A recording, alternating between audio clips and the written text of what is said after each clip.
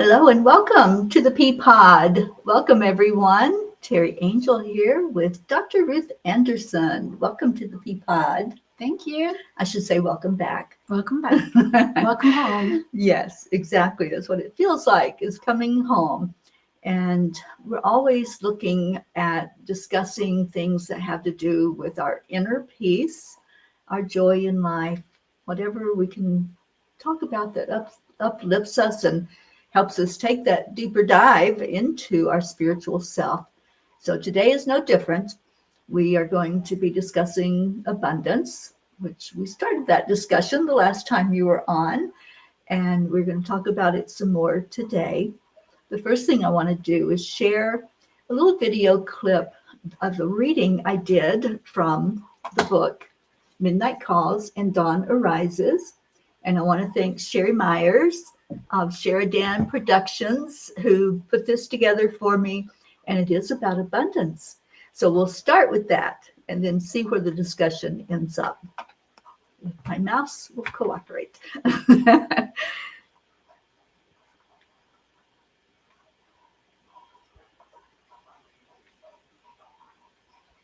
If everything will cooperate.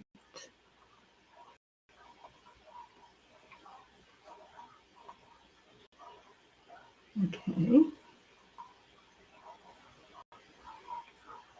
Well, bear with me. It's supposed to play.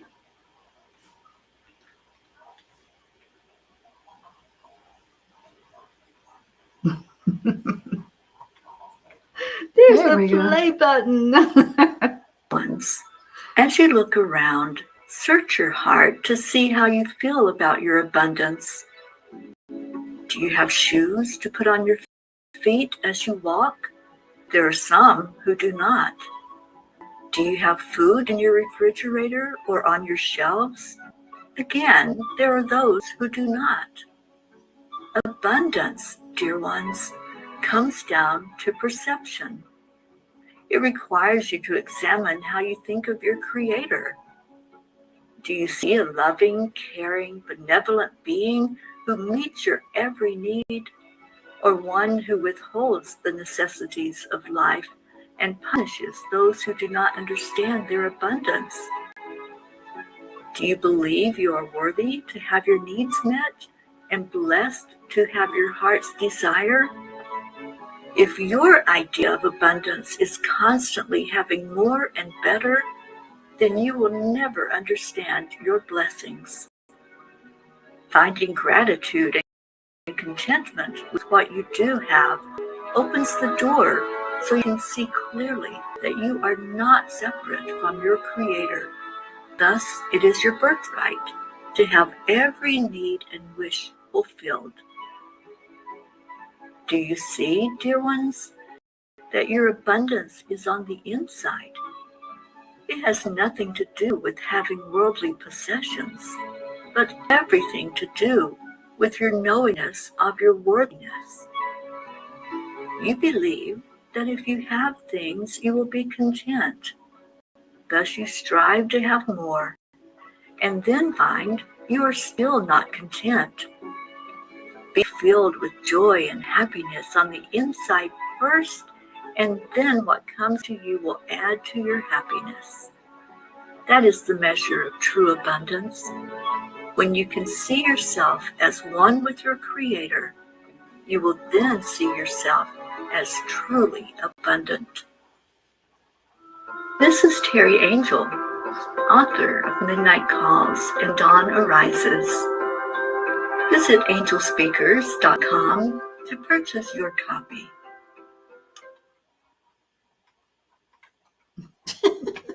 My mouse just totally does not want to cooperate today. Anyway, that was from page 10 of Midnight Calls and Dawn Arises. And these are channeled messages from the angels from all of last year, put together in one book. So you can just open it to whatever page and see what touches you, or go to a topic that intrigues you, like abundance or grief or whatever you're called to read at that moment, and see what the angels have to say. So again, my thanks to Sherry Myers for taking time to work with me to put some of these to words, and I will be eventually putting the whole book to words. So another message is that, speaking about abundance, in August of this year, Michelle Lenders and I will be holding a workshop on Think and Grow Rich, talking more about abundance and how to delve into it even deeper. So shout out to Michelle Lenders, and we've worked together many times in the past. So I'll try to get her on here pretty soon as a guest so we can talk about what we'll be doing in August. So Ruth, you've been working with the energy of abundance lately, and it's come up for you, I think, pretty much every day, hasn't it? It just keeps coming up in different ways. Yeah, Yeah. it does. And, both of us work with people and helping them to see themselves as the very best they can see themselves. And like this message that I played from the angels, it's like if we see the Creator as benevolent, we're going to feel that we are worthy of that benevolence. So I think that has to be a big part of our abundance, is mindset. Right. What that was saying to me was that abundance is an inside job. It doesn't matter how many gadgets you have, Mm-hmm. how many homes, how many cars, how much jewelry. If you don't feel that abundance internally, you're just going to keep feeling in lack. Yeah. And the problem that I see a lot of times is somebody will say, I want, or I need this. I really need this job, which maybe you do, but coming from that energy is coming from the lack.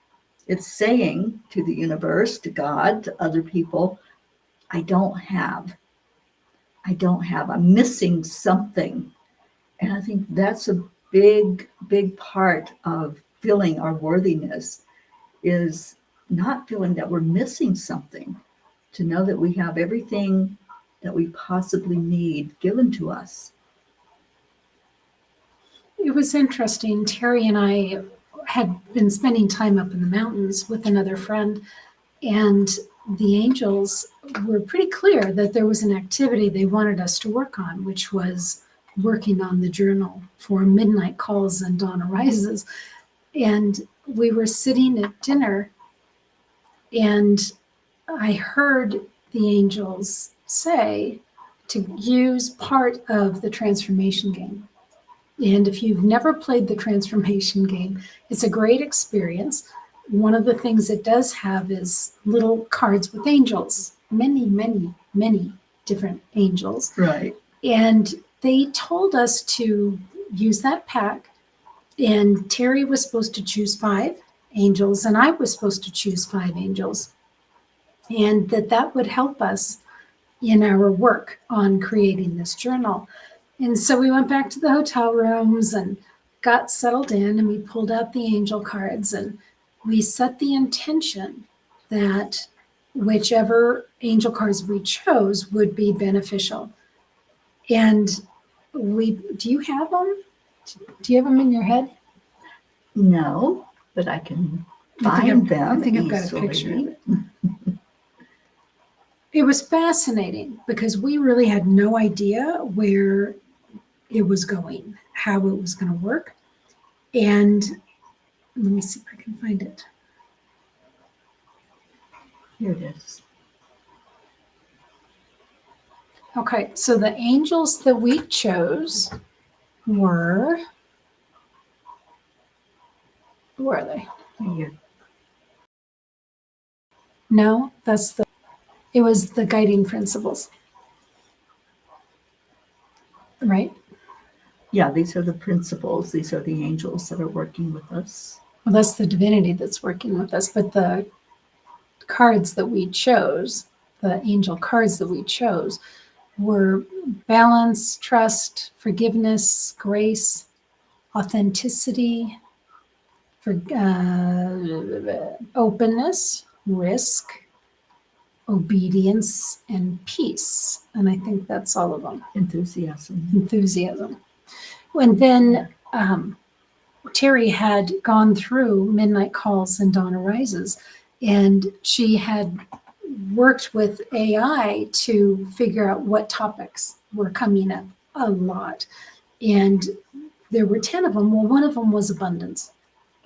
And so looking at abundance with these 10 angels that had been chosen for us, and looking at what archangels or spiritual divinity would help support in creating the journal for the term abundance, really opened up a huge, huge conversation. And one of the pieces that we talked about was, what does abundance even mean?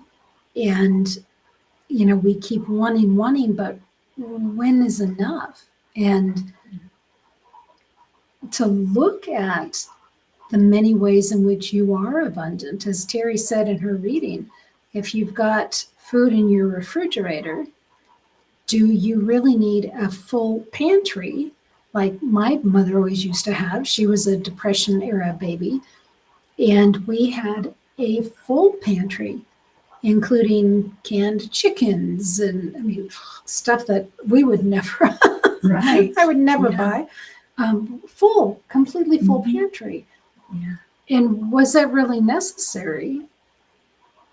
It was just sort of an interesting aha about abundance. How much do you really need? How much do you really need? And, look in the refrigerator. A lot of times there's so much waste because we think, oh, I want all of that, or I need all of that. And then it doesn't get touched. Sometimes I'm guilty. Sometimes I've thrown things out that I didn't even touch. Right. They went past their expiration date, or they went bad. So it's like, we have sometimes this mentality. I have sometimes this mentality of, I've got to have that in the refrigerator bag of groceries because I might need it, instead of what do I really need? So I think that's important to look at and say, there's so many things that I can do without. I can do without that bag of potato chips. I can do without, 10 cans of one type of food. So, I think it's just an important message to all of us to look at the waste that's happening. And then there's the real lack of people who don't have food at all. There are a lot of people, even in our own country here in the States, that are starving and wishing that they had half of what was in our refrigerator or in our pantry. So where is that balance? And I know there's a mentality that if I have something, you're not going to have it. There's not enough. There's not enough for all of us. And there is. Our earth is so abundant. We're able to grow food, just put a seed in the ground and grow food. That's abundance. We're able to have the trees that bear fruit or nuts or whatever it is, and just go have that, go pick it. It's there. So I don't know, how do we come to terms with not, I hate the word hoarding, but that's really what happens. That's what it is. Yeah, it's like, give me more, give me more. How do we turn away from that mindset and find a balance in our lives? Because to me, that hoarding mentality is an imbalance that we have. Don't you think? I do. And just a funny little aside, I don't know why it's coming to my mind, but this was in 1969, and we had a full-blown pantry with all of these things. Well, then we had a flood, and our basement flooded, and it was disgusting because it was actually 3 feet of raw sewage. Ooh. It was nasty. And all of those cans became labelless and floating. And my parents, God bless them, so frugal. Mhm. We opened all of those cans and we ate all that, but we didn't know what any of them were. Right. So I was like, okay, That could be fun. go pick 3 cans. Well, we knew which one was the chicken because it was the tall one. So I think that was probably the last one to go. But it was just like, wow, that. I mean, I give my parents credit. At least, Yeah. We ate it and they didn't throw everything out, but maybe they should have. Yeah. Just clean it good Yeah. before you open it. Yeah. But then we also started talking about manifesting. And so often when folks talk about, ooh, I'm going to manifest a new car, ooh, I'm going to manifest, whatever. But how often that seems to be physical things. Yeah. And manifesting a new car, what's wrong with the old car? I mean, if there is something and, it really does need to be replaced, then I see that. But so many people have to have the newest and best and latest and greatest. I've never been one of those. I was very happy with my old car that I drove around in for so many years until the angel said, "You're going on the road." And I knew that it wouldn't make the trip. So that was a necessity. But I know a lot of people that have to, like every year, turn in their leased car or, upgrade to the next car. And just an interesting process as we look at abundance and lack of abundance, or the feeling that we're lacking something. And what is that inside of us that just cries out for more? And I think for me, when I had that desire, I wanted something, it was a lot of times it was an insecurity. It was an insecurity that I was going to be without, that I wouldn't have enough, because I grew up in poverty. I grew up in a family of 13 kids, and my parents went through the Depression, just like yours. And so there was always that attitude of watching everything that you spent, every penny that you spent, and reusing. We were the first recyclers, I think. We recycled clothes like crazy. You recycled kids. We recycled kids. That's right. That's crazy. Yeah, the insecurities, and Well, look at fear. that. Don't you think fear? Yeah. We've spent time in one of our friends' homes, and it is. Would you say hoarding? Would you go there? Yeah. I mean, you're not walking around knee-deep piles of stuff, Right. but there's certainly more than any one person could use in a lifetime. Yeah, most definitely. There's things there that I know will never, ever get opened. Yeah. There's just too much. You couldn't use all of that in one lifetime. You could donate it to a clinic or something. Just look at what we're taking in and why. Why are we going and buying the things that we buy? What is the reasoning? What's that need to have? And maybe you need one, so take one, not 100. And just really look at how the waste is happening in our world today. And we talk about the cost of things, but what are we doing if we're hoarding and we have all of that's sitting there, that's money that could be used for other things, or to donate to those who don't have. So I'll get off that soapbox. I'm talking about abundance for anyone just coming in and finding us. And if anybody has questions or comments, we gladly welcome them. It's just an eye-opening time to say, what do I think about abundance? How do I feel about it? What's my concept and my belief? And where does that belief come from? all of our beliefs come from somewhere. Right. You know, I don't think we're born with a belief that we're not worthy or that we don't deserve to have or we don't have enough. I think we come in knowing that we are worthy. And then the world teaches us, okay, here's your lesson. You know, one of the lessons is how we get nourishment, how we get love, how we get the things we get in life. We also spent time talking about those things that we have in overabundance. Do you remember when we went down that lane?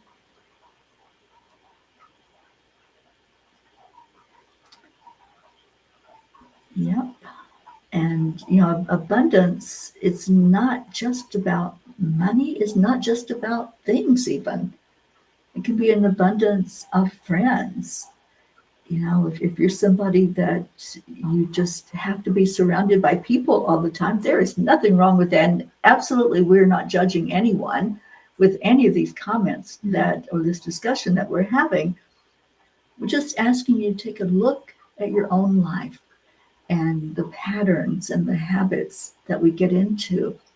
And so if you're finding yourself feeling a lack, I don't have anybody, I need to have a friend, I need to have this or that. What is that insecurity that's keeping you from reaching out, from saying, hey, you know, I'm going to expand my circle? And I encourage everyone to know who you can turn to. Know who that is.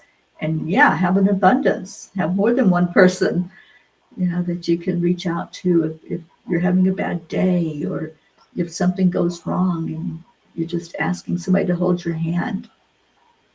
So abundance is more than just things.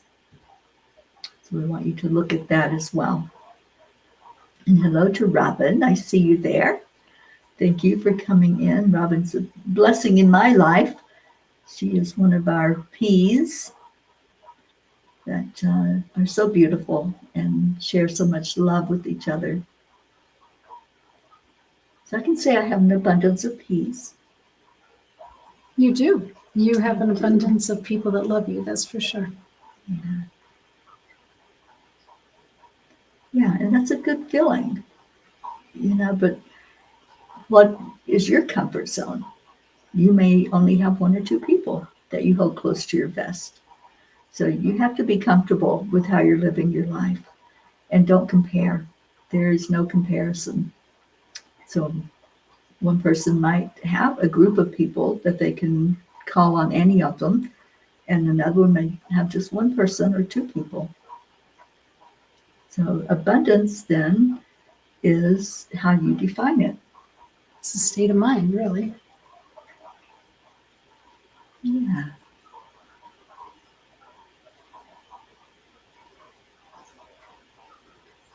And when we're talking about manifesting, whether it's, like I said, things, material things, or people, friends, love, it's important to remember that you are worthy of having whatever it is you want to manifest. So one of the keys that I have learned in manifesting is not to come from that lack mentality. Not to say I don't have, so I need to have this. I need to grab it. And it's not going to happen that way. You could get it, but to get it easier, with ease and grace and faster, you don't come from the lack. You come from the knowing that you are worthy. And how do we get that sense of worthiness? So you lead manifesting classes and manifesting experiences. Mm-hmm. When was the last time you did that? That I led one? We did it in January, I believe. Michelle Landers and I do a vision board on manifesting every year. And I believe we did it, it was either January or early February that we did that workshop. And then we're going to work together in August of this year on mindset, which is Think and Grow Rich. And again, rich is, I would say define rich. yeah, it's each person's definition of what that looks like. And what did Robin say? Approaching my downsizing journey, working on the It says avenue. avenue a little at a time so it isn't so overwhelming. That's a great way to look at it, Robin. Because if we think, oh, I just have to throw everything out and start over, then that can be overwhelming. A lot of people have a problem letting go of something because it has an emotional attachment to it. And I talked about that just the other morning, I think on the morning show, that I have to downsize. I have to keep things at a minimum. And actually, I have too much right now for my little vehicle. And some of the things can be photographed. Like if it's a card that had a sentimental reason that I kept it, I can photograph that and still have that memory of it to look at any time. So I don't have to have the physical. But yeah, it's a process to downsize and to look at, do I have an overabundance of something in my life? Well, and I think as we get older too, you can see where in stages you're going to have to be getting rid of things Right. rather than just continuing to bring it into the home. So that's a whole different thing too, depending on what life stage you're at. Mm-hmm. If you've got little kids in the house or, Yeah. all that. Yeah. And can we talk about when you're approaching the end of life? Mm-hmm. And what happens there? There's a process that many, many people go through if they know that their death is imminent. Some people don't get that opportunity. But if you're facing that and it's coming up, what's that process of letting go? What does that look like? Well, I'm watching a loved one do that now. She's handing out all of her things. She wants to make sure that they're going to someone who cares about them and not just going to be in some big trash heap Mm-hmm. when it's really her time to go. So, yeah, watching her do that now. Yes. And I think that doesn't have to be a sad thing. I think it can be a blessing to know I'm giving my sister something that had such meaning to me and share with her, this is something that was special and why it was special, and have a peace about knowing that that's going to continue on as your legacy of someone looking at that. But, if you have just a house full of things that you've accumulated, that's a process you have to go through to say, okay, what if this really doesn't have any meaning and I can just turn it over wherever it needs to go to somebody that can use it. I think that's a big piece of it too, is gifting it to someone who can use it, whether it's ARC or Goodwill or the veterans, but not just dumping it in the trash because you're done with it. Yeah, exactly. And, we had talked before, Ruth, I don't know if we did it on this Peapod or not, about all the clothing that gets discarded. We did that. Yeah, just buying and wearing it one time and then it's thrown away. Yeah, there's a big tendency to that right now. And it's just ending up on the side of a river or in the trash heaps. On the beach somewhere. On the beach. Lots of clothes are left on the beach. It's amazing to me. I didn't grow up, but I've lived in Florida most of my life. And just walking the beach, it's just amazing to see the garbage that's there and things that people have discarded.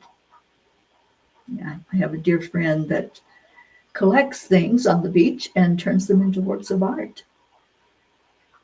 So, that's another way of being creative and also being helpful to the environment. Let's see what Robin's doing. With 2 locations, 3 lives, one before we met and one down there, one at Mom's. Clothes are what I am referring to. Many, many, many. Yeah. A lifetime supply, huh? For maybe more than 1 or 2 people. Yeah, absolutely. And, I used to do this thing called closet shopping. So I would go in my closet and say, oh, what can I find? Because there would be things I hadn't touched in years. Hadn't worn them, hadn't brought them out. So this was when I had a house and, a closet full of stuff. And it's fun sometimes to go closet shopping, but it's also important to realize that maybe somebody else could be wearing those. Maybe somebody that's less fortunate. And I really, when I would purge from the closet, I would usually give it to like a shelter, a women's shelter or homeless shelter, and just share that overabundance with others. You're taking it to a consignment store. Yeah. And then to a thrift store. That's awesome. I know when I visited up in Vermont, there's a huge thrift store there, and she gives so much to the community, to people that are without, and the shelters. So there's a lot of thrift stores you can find that do that, and that donate from their proceeds as well to people to help and to animals. I think one of the places to be careful, like walking through Costco or walking through Target, because it's such a trap. You can always find something, right? Oh, I really need 24 jars of tomato sauce. I know, It's just right? Like, no, you don't. You really don't. Yeah. Have you ever walked through one of those stores or any store and you're putting stuff in your basket almost like unconsciously? Oh, sure. It's like, oh, that looks good, or that looks fun, or I could use that. And then before you get to the register, you're like, what am I doing? I've actually done that. I've actually gone, do I really need all of the stuff that's in my basket? And so it's like, let's do the reverse. Put it back on the shelf. Yeah, but it's fun to just go in and shop. But realize your limit. Are you being overly abundant with that? Are you thinking that you have to have all of that? So I think, again, it's a mindset. Well, and how much of that is just an emotional need, too? Mhm. Because I remember when one of my daughters was little, if she didn't get out of the house, she was just like antsy and raring to go. And so I would take her to Target. Mhm. And so we're just wasting time. But she had that emotional need to get out. I just chose to make it be at Target.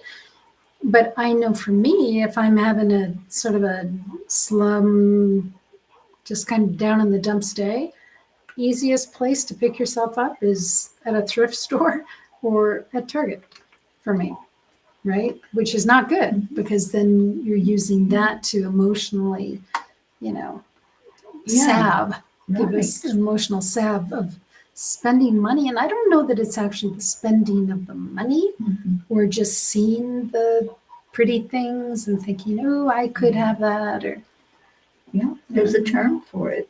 They call it retail therapy. They do call it that. Yeah.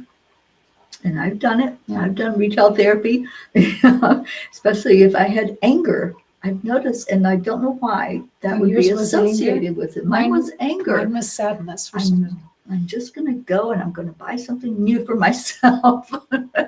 And just getting something new, something different. It seems like it had some kind of way of alleviating what was going on emotionally.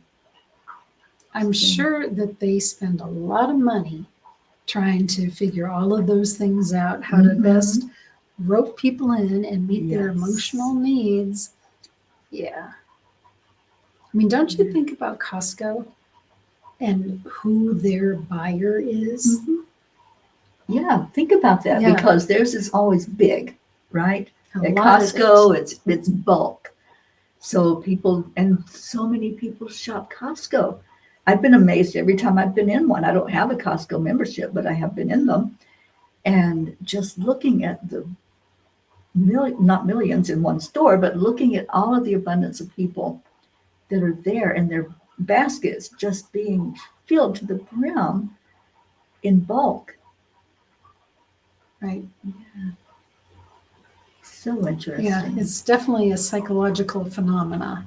They've definitely keyed in on that. Robin said she's put stuff in the cart, then makes another loop to put it back. Mhm. That's what I've done. Yeah. It's like a wake up before you get to the register.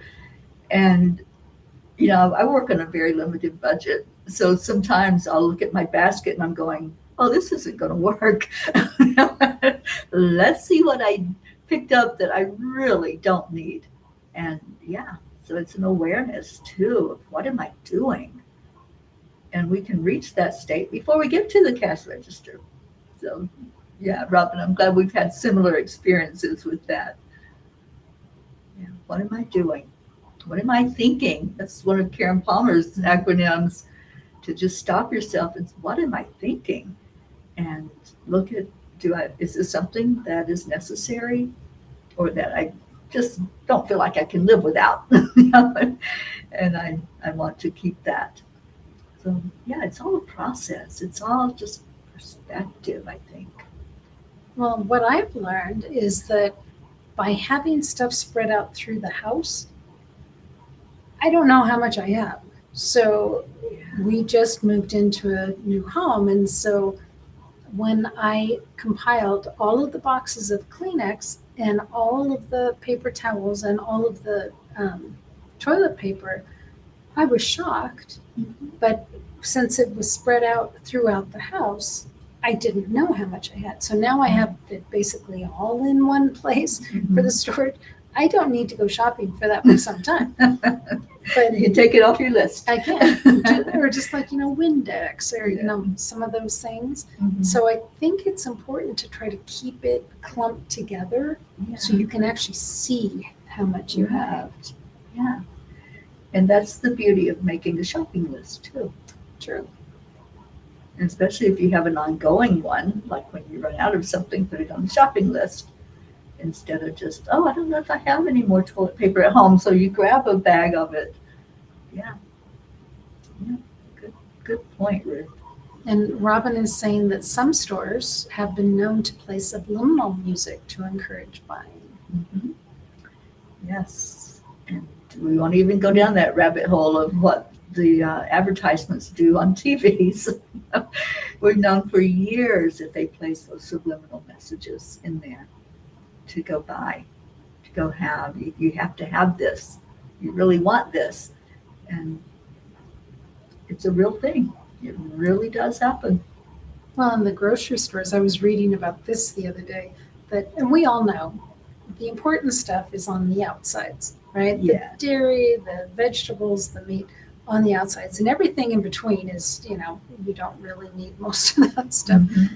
And then what I was reading was that they will change up where the stuff is in the middle. So you have to walk the aisles to find the things Find what you want. buy. Yeah. They're very smart. Yes, they have put a lot of thought into it and a lot of research. Right. Yeah. And isn't it interesting that we're such creatures of habit that they can figure that out? And there we go, down the rabbit hole. Yeah. You have your card out. Did you want to share something from the Oracle deck? This was is the Mother Mary Oracle guidebook by Elena Fairchild, and I love her stuff. Me too. And I don't know how much we can do without copyright issues here.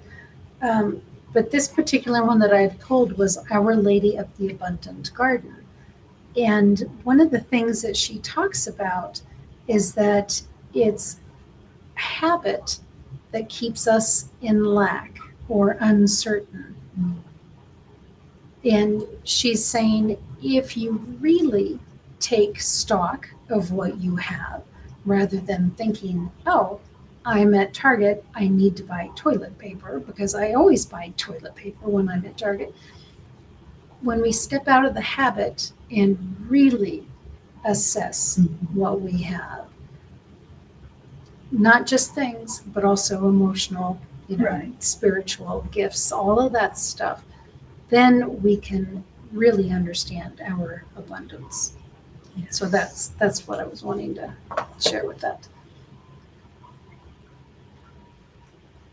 It's our habits that keep us in lack. It's the habits, and how do those habits even get formed? They don't happen overnight. We don't just wake up, oh, I gotta have. We are conditioned sometimes with things, and our environment and peer pressure, right? We see somebody else with something, oh, I want that too.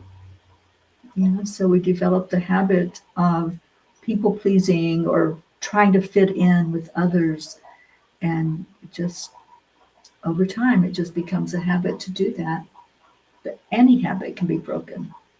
Again, going back to mindset, going back to a desire to make a change. And I know a lot of people who are stuck in their hoarding that are really clueless.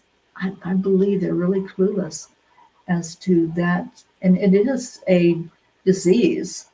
It has been designated now as a disease. They just don't see that it is harmful. I have all this stuff, but it's like they're not seeing what they can't let go of, that inability to release and let go. So it's a desire to change, to make a change, and to say, I don't really need any more than what's comfortable for me. So, I mean, if you have a need that's going, something that you need comfort with, that's not an overabundance. That's not a just having to have. But if you buy 20 blankets instead of one to stay warm, that might be an overabundance or a hoarding issue. Yeah, so perspective and just self-awareness. As with any type of growth, the self-awareness has to be there.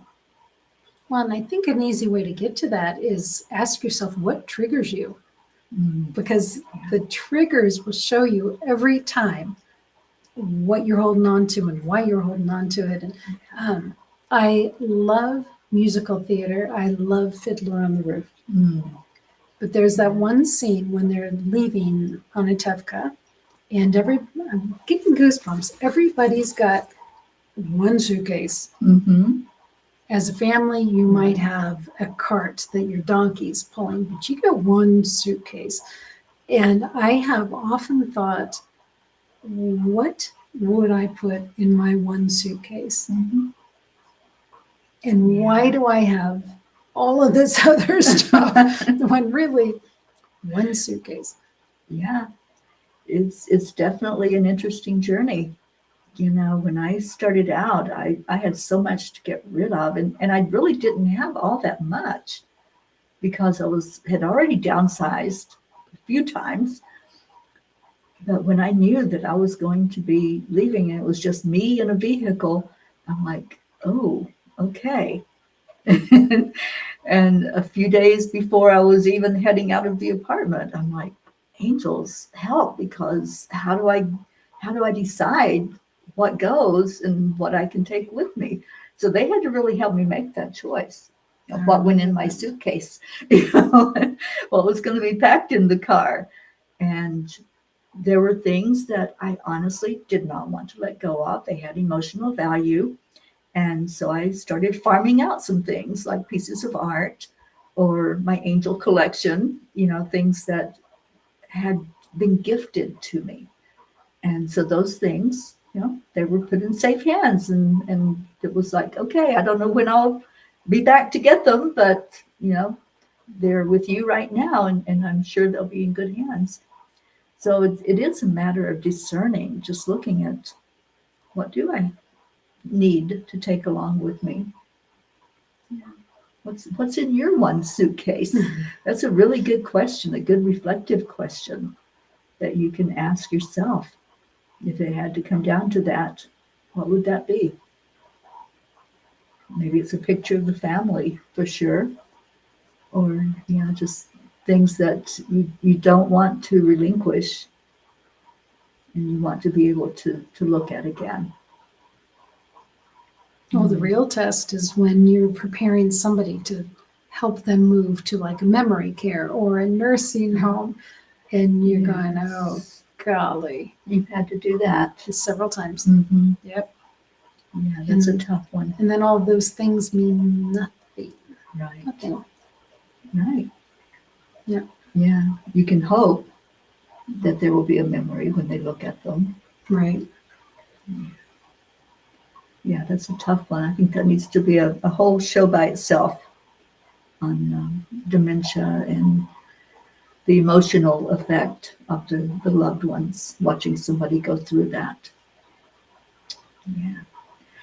But we have come to the end of our show, and what an amazing discussion. We went to some rabbit holes, and we went to some different branches, but I think if I had to put it into a concise statement, it's do the self-inventory, do the awareness, and see if there's a place where you might can let go.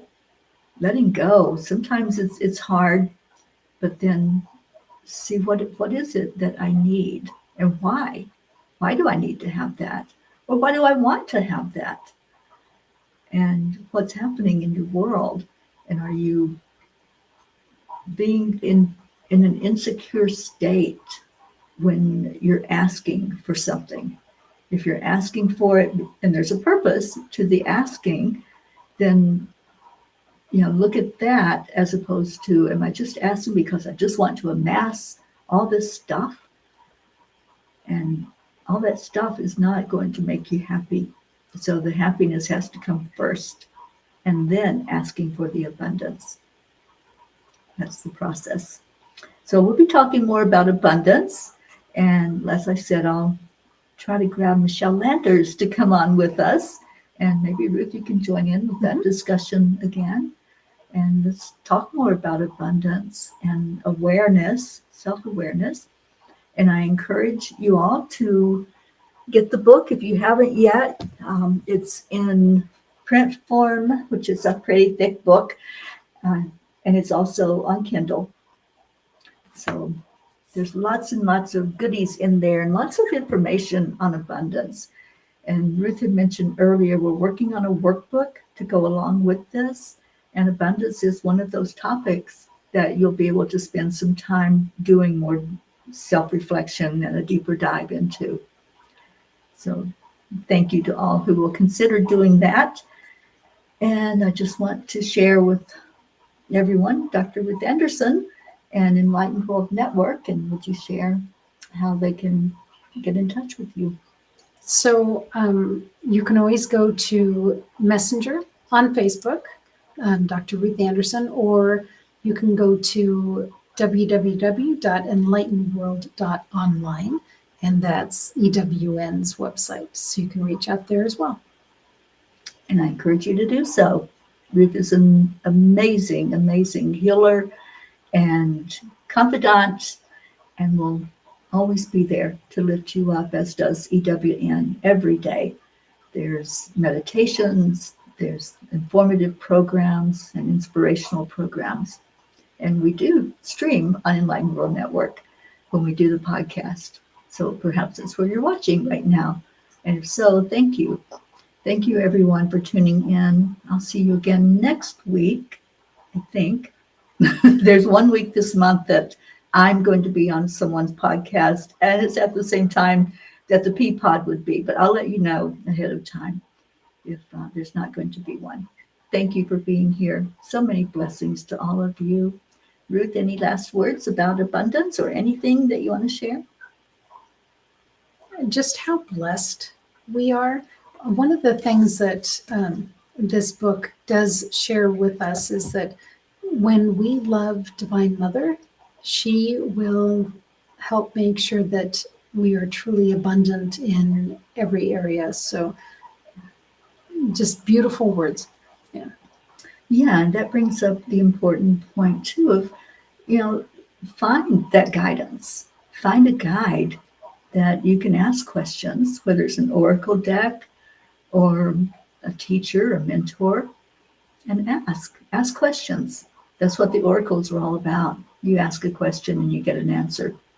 So thank you everyone for being here. So much love to you. I appreciate you so much for your support, and I'll see you next time. I love you, and namaste, y'all. Bye. Bye, everyone. I think.